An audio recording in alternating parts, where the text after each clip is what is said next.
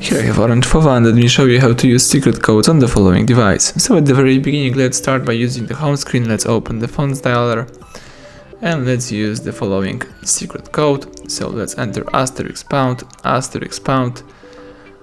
4636 #*#.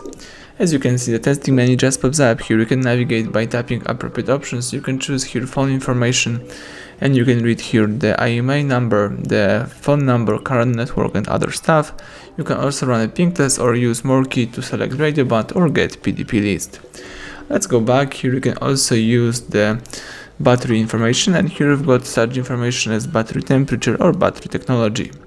Let's go back. Here you can also use the user statistics. Here you've got the list of all apps from your device, and you can read the following information.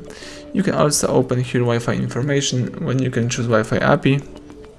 So here you can disable network, disconnect network, enable network, or get connection info. You can also here choose Wi-Fi config and see configured networks, or you can select here the Wi-Fi status.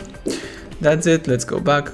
Now it's time to close the testing menu and let's open the calendar info. So let's use *## 225 *##, and as you can see, the calendar info just pops up.